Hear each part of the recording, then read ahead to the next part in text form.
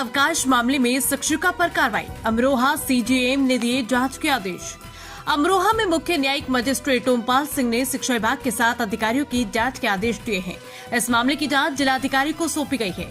जांच के दायरे में तत्कालीन जिला बेसिक शिक्षा अधिकारी ब्लॉक जोया के खंड शिक्षा अधिकारी, विभागीय लिपिक और अन्य कर्मचारी शामिल हैं। ये कार्रवाई आरटीआई संगठन के जिला अध्यक्ष मनु शर्मा एडवोकेट की शिकायत पर की गई।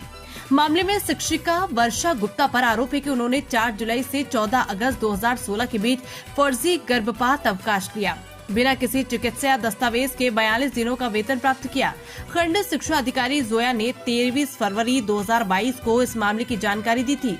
जांच में पाया गया कि शिक्षिका को मात्र प्रार्थना पत्र और शपथ पत्र के आधार पर अवकाश दिया गया है।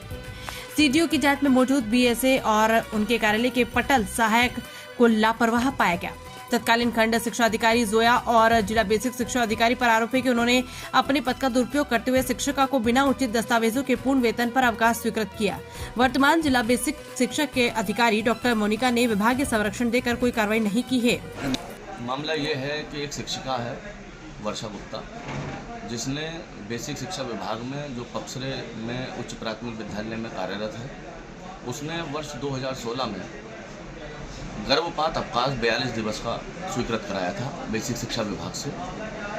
चूँकि बेसिक शिक्षा विभाग में जिला बेसिक शिक्षा अधिकारी ही उनकी नियुक्ति अधिकारी है और समस्त प्रकार के अवकाशों को स्वीकृति करने की अथॉरिटी भी वही है, तो उनके द्वारा वो अवकाश स्वीकृत किया गया था।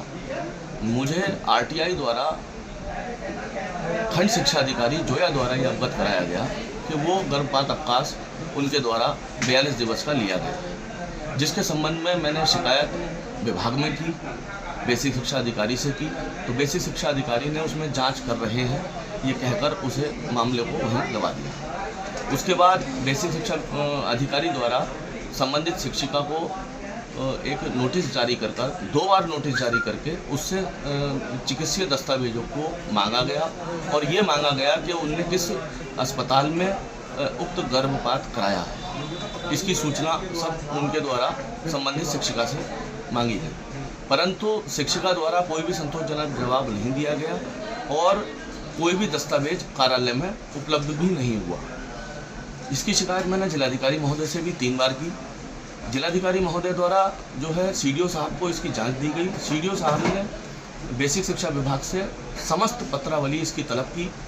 जब तलब की तो वो पत्रावली वहाँ पर मिली नहीं और बेसिक शिक्षा विभाग द्वारा ये अवगत कराया गया सीडीओ साहब को कि हमारे कार्यालय में ये पत्रावली नहीं मिल रही है और हम इस पत्रावली को जब मिल जाएगी तब भेज देंगे। इस तरह से कहकर उन्होंने मामले को लिंगर ऑन कर दिया।